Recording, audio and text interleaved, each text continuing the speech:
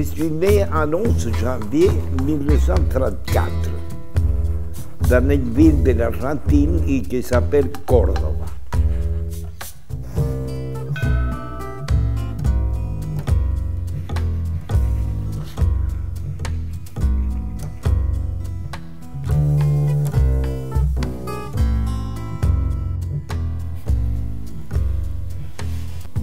Il y a des tableaux que je fais très vite.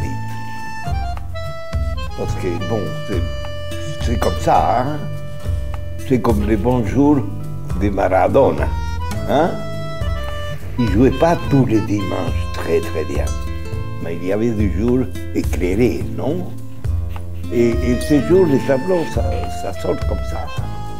Et il y a des autres qui ont un peu plus de patience. Il faut les remplir. Les beaux tableaux, on espère les faire demain. Hein? En général, les tableaux, il y a les dessins d'abord et la couleur qui vient après. Hein? C'est toujours le dessin prioritaire. L'humour, il joue un rôle aussi. Ça dépend comment je me suis réveillé.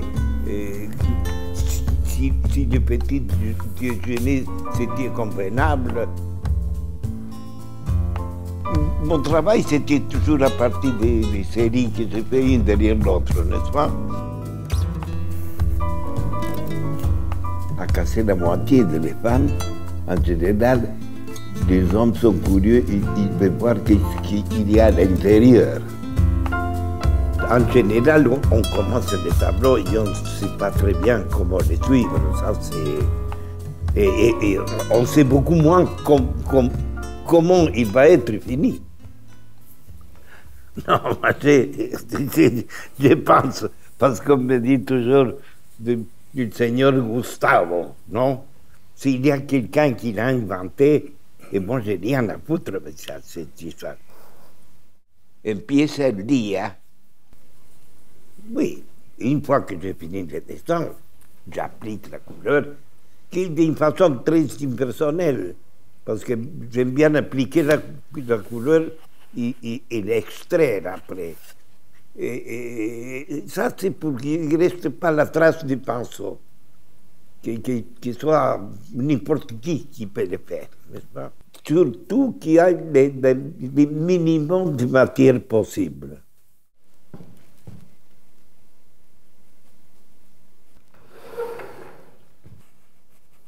Puis, en général, je me sers des assiettes. Et de temps en temps, quand je fais des coups de couleur, je me sers des trucs de œufs. On a tous les matériels disponibles. Et il y en a beaucoup qui ont demandé pourquoi les femmes sont coupées en deux. Quand j'étais enfant, les femmes, ils sortaient pas à la rue. Mais de temps en temps, ils sortent un peu.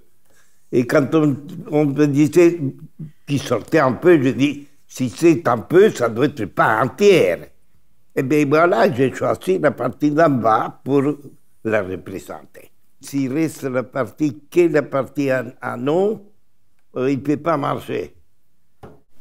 Ça, c'est aussi un peu un clin d'œil d'avoir des fausses perspectives, des personnages qui sont plus grands que les maisons qui sont à côté.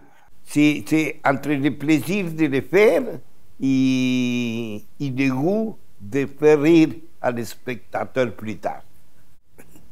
Il y a une grande partie de mon travail où c'est un peu la reconstruction historique de mon enfance, non? Moi, je ne me souviens pas avoir connu quelqu'un de la génération de mon père sans des chapeaux. Et si tu vois une photo d'un stade où il y a un match de foot, où il y a 30 000 personnes ou 50 000 personnes, tu verras les 50 000 personnes avec les chapeaux.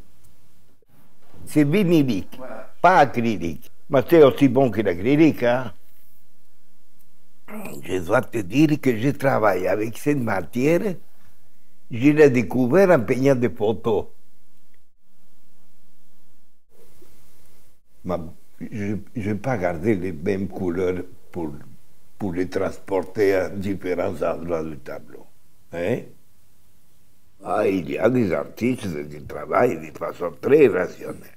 Moi, je dis exactement le contraire. Je ne suis pas un prévoyant, tu vois. Quand j'ai fait la toile, j'ai fini, il a déjà un titre.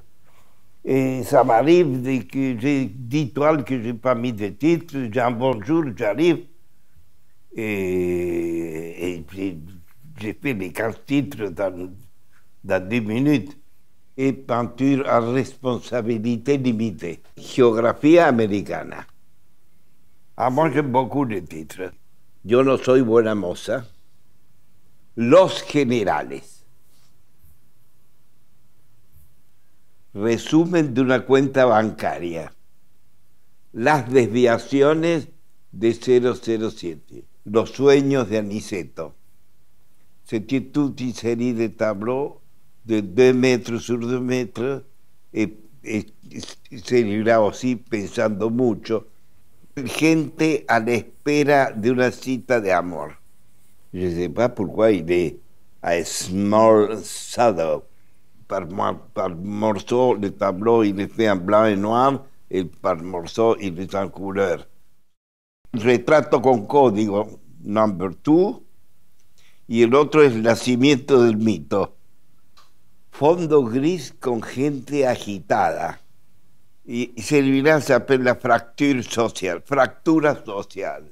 J'aime beaucoup la peinture, la peinture et la politique et la peinture. Parodiando Rembrandt. C'est toujours pour moi un très grand plaisir de travailler sur du papier journaux que je colle sur la toile, que je fais coller sur la toile, parce que celui-là s'appelle El Otro. Tu sais que maintenant, quand je travaille la clinique, j'ai la tendance, non, presque tout le temps, je mets les papiers pour enlever la peinture. Et je profite des fonds que les papiers pouvoir me laissent pour faire ce pastel. J'ai la moitié fait déjà.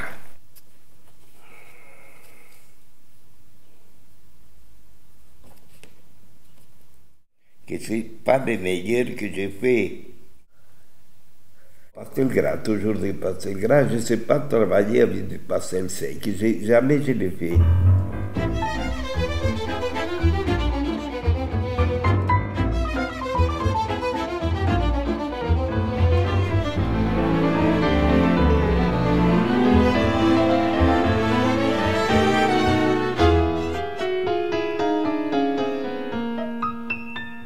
Oui, pour faire les faïences, moi je reçois la terre très humide, très malléable, n'est-ce pas?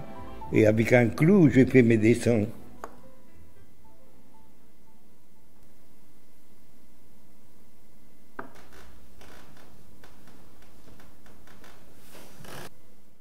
C'est une matière qu'on installe sur la plaque et après on fait on ancre les résidus qui restent, et ça, c'est la matière à imprimer. Et la technique des carburants, c'est une technique que ça me convient très bien. Et voilà. Et c'est très beau parce que c'est un noir très intense. On m'avait proposé 2 ou 3 fois et on m'a dit venez à l'atelier. On m'a donné rendez-vous, je ne suis pas allé. Il y a une 12e fois, j'ai dit bon, il faut que je me présente, je suis allé, et ça m'a beaucoup enthousiasmé, on m'a donné une plaque, on m'a donné la matière, et on a fait 2 ou 3 carborandons dans cette matinée, et j'ai compris que ça s'adaptait très bien à ma façon de travailler. Mais de toute façon, ce que j'ai fait, s'il n'y a pas d'humour, ça ne m'intéresse pas. Ça, c'est clair. S'il n'y a pas d'humour, c'est que ça n'a pas bien sorti, qu'il y a... Non?